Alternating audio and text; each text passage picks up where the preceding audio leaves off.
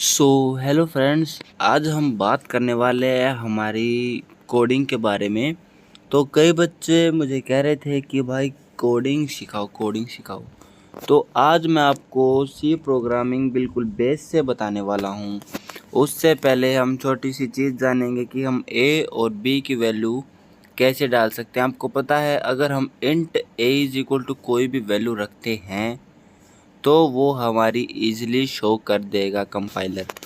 तो अगर आप चाहते हैं कि वैल्यू जो आप दोगे वो आपको सिस्टम देगा, तो फिर आप कुछ ऐसा इनपुट बनाओ कि उसका जो आउटपुट आप चाहते हो वही निकले। तो मैं आपको पूरा का पूरा इनपुट बताने वाला हूँ, वो भी मैं आपको स्टेप बाय स्टेप बताऊँगा। और ये भी बताऊँगा कि इस लाइन का मीन्स इससे क्या होगा और आउटपुट इससे क्या आएगा और आपको क्या गलती नहीं करनी है। तो स्टार्ट करते हैं वीडियो को। चलो, तो राइट ए कोड हियर लिख रखा है यहाँ पर। तो सब फर्स्ट ऑफ ऑल हम इसको यहाँ से क्लियर कर देंगे। हो चुका है हमारा क्लियर। अबे यार, क्लियर हो जा। हो गया। अब यहाँ पर लिखते हैं हम इंट, थोड़ा सा स्पेस देंगे, हम लिख देंगे ए कोमा बी और यहाँ पर हम इसको कर देंगे क्लोज। क्योंकि जब हम कोई भी अगर वैल्यू देते हैं तो हम उसे सबसे पहले क्लोज करते हैं।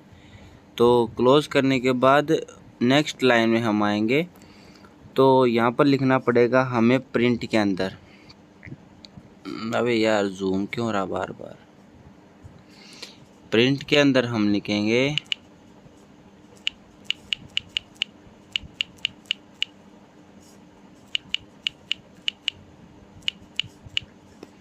Enter the value of a. Enter the value of a. उसके बाद हम यहाँ पर क्लिक करके ये टेढ़ा सा एक साइन आता है, हम ये लगा देंगे। इससे क्या होगा वो भी मैं आपको बताऊंगा। फर्स्ट ऑफ ऑल पहले मैं इसको पूरे प्रोग्राम को एक बार कंप्लीट कर देता हूँ, उसके बाद मैं आपको बताता हूँ कि क्या करना है। उसके बाद हम टाइप करेंगे स्कैन एफ के बाद हम बिल्कुल मतलब फिर से स्टार्ट करेंगे ब्रैकेट के अंदर हम लिखेंगे परसेंटाइल डी के बाद हम यहाँ पर क्लिक करके यहाँ पर हम कोमा लगा देंगे। कोमा लिखने के बाद हम एंड और फिर ए लिख देंगे और ऐसा करने के बाद उसके बाद हम इसको क्लोज कर देंगे। हमारी फर्स्ट इक्वेशन हो चुकी है कंप्लीट। देन हम दोबारा से लिखेंगे प्रिंट एफ लिखने के बाद हम यहाँ पर इन्वर्टेड कोमा बिगिन स्टार्ट कर देंगे। तो लिखेंगे enter the value of b. तो वैल्यू की स्पेलिंग थोड़ी सी मिस्टेक हो गई है, तो enter the value of b लिखने के बाद हम फिर से ये साइन लगा के एन लिख देंगे। एन लिखने के बाद हम इसको यहाँ पर क्लोज कर देंगे और फिर नेक्स्ट लाइन के अंदर हम आ जाएंगे। नेक्स्ट लाइन के अंदर हम आने के बाद यहाँ पर कर देंगे स्कैन एफ और स्कैन एफ करने के बाद इन्वर्टेड कोमा स्टार्ट और परसेंटाइल डी के बाद हम यहाँ पर कोमा लगा के एंड बी कर देंगे। एंड बी करने के बाद after then we close it. तो ये हमारा प्रोग्राम हो चुका है रेडी। अब हम इसको रन करके देखते हैं कि कोई मिस्टेक तो नहीं हो रही है हमसे। तो यहाँ पर एंटर द वैल्यू ऑफ ए आ चुका है। तो चलो मैं आपको बता देता हूँ कि मैंने क्या क्या इसके अंदर किया है और क्या मैंने नहीं किया है और आपको क्या करना है और क्या आपको नहीं करना है। तो ठीक है, तो आप देख सकते हैं अभी फर्स्ट ऑफ ऑल मैंने इसके अंदर किया है। मैंने पहले लिखा इंट ए बी कोमा। तो मैंने इंट ए बी क्यों लिखा, क्योंकि मुझे वैल्यू ए और बी की चाहिए है। अगर आप चाहो तो इसमें आप कंडीशन भी लगा सकते हैं कि मुझे ए ऐसे चाहिए है, बी ऐसे चाहिए और सी इनका प्लस माइनस होना चाहिए। वो मैं आपको कल के वीडियो में पूरा एक्सप्लेन कर दूंगा। तो उसके बाद हम लिखेंगे print F enter the value of a. ये तो आपको पता ही चल गया होगा कि enter the value of a का मतलब क्या है। उसके बाद मुझे पता है आपके अंदर क्वेश्चन चल रहा होगा कि आपको ये टेढ़ा साइन लगा के एन क्यों लिखा है। क्योंकि भाई ये साइन होता है कि जो भी हमारी वैल्यू है वो नेक्स्ट लाइन के अंदर आए। तो HTML में तो हम BR दे देते हैं, 4 दे देते हैं, 54 दे देते हैं, क्योंकि हमें लाइन ब्रेक करनी होती है, बट इसके अंदर हम N का यूज़ करते हैं। तो scanf %d क्यों होता है? क्योंकि जब एंटर द वैल्यू ऑफ ए है, अगर हम यहाँ पर %d नहीं लगाएंगे तो एंटर द वैल्यू ऑफ लिखा नहीं आएगा, ओनली वैल्यू आएगी। और एंड का साइन, क्योंकि जो आप ये साइन देख पा रहे हो अभी, मैं दिखा देता हूँ। अब जो ये अभी साइन देख पा रहे हो, जो ये एंड का साइन है, ये आपका जब आपको वैल्यू कंप्यूटर से चाहिए होगी तब आप इसका यूज़ करते हैं। तो print F enter the value of b, scanf %d and b return is equal to 0।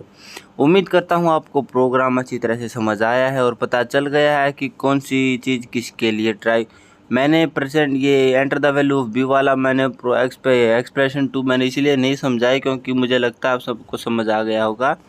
तो मैं अभी आपको वैल्यू पुट करके दिखाता हूँ। जैसे मैंने यहाँ पर की 5 वैल्यू पुट, तो enter the value of b इसने खुद मुझसे पूछ लिया कि वैल्यू भी आप डाल सकते हो।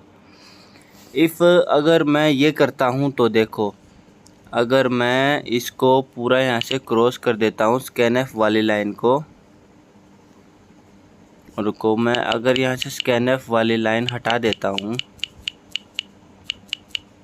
मैंने स्कैनएफ वाली लाइन हटा दी और मैंने लिख दिया यहाँ पर प्रिंट एफ मैंने लिख दिया, ब्रैकेट मैंने स्टार्ट कर दिया और कोमा मैंने लगा दिया, enter the value of b मैंने यहाँ पर यह कर दिया। तो मैं इस स्कैनएफ को और काट देता हूँ,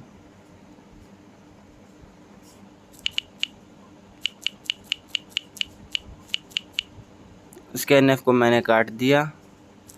अभी मैं आपको यहाँ पर भी दिखा देता हूँ।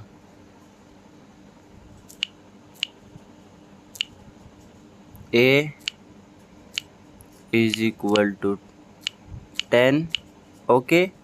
तो मैं इसको यहीं पर फिनिश कर देता हूँ। उसके बाद मैं लिखता हूँ इंट, नहीं, मैं इंट नहीं लिखूँगा, मैं प्रिंट लिखूँगा, प्रिंट एफ, ठीक है। तो मैं यहाँ पर एक बार क्लिक करके प्रोग्राम को थोड़ा सा ठीक तरह से कर देता हूँ, क्योंकि गड़बड़ बहुत ही ज़्यादा हो चुकी है। तो अभी मैं इसको, अरे यार वो प्रिंट वैल्यू ऑफ ए भी कट गया यार। चलो कोई नहीं, फिर से लिख देता हूँ, print f comma begin enter the value of a के बाद हम चाहिए नेक्स्ट लाइन के अंदर मेरे को चाहिए, अरे भाई कहाँ लिखा जा रहा है यार ये, enter the value of a, okay, then n, ठीक है, हो गया। उसके बाद मैं कोमा लगा देता हूँ, उसके बाद मैं ब्रैकेट क्लोज कर देता हूँ, उसके बाद मैं ये क्लोज कर देता हूँ और ये आएगा नेक्स्ट लाइन में। तो ये हमारा प्रोग्राम हो चुका है रेडी। अभी बस मुझे एक बात करनी है, यहाँ पर बी की वैल्यू और मुझे यहाँ पर पुट करनी पड़ेगी। जैसे मैं b is equal to put कर देता हूँ 45 और अभी ये कोमा मैं यहाँ पर फिनिश कर देता हूँ, बट यहाँ पर मुझे कोमा फिनिश नहीं करना था, यहाँ पर मुझे वैसा ही कोमा लगाना था। तो a is equal to b मैंने सबकी वैल्यू दे दी है। अगर मैं इसको प्रिंट करता हूँ तो आप देख सकते हैं आपका आउटपुट आ चुका है, enter the value of A.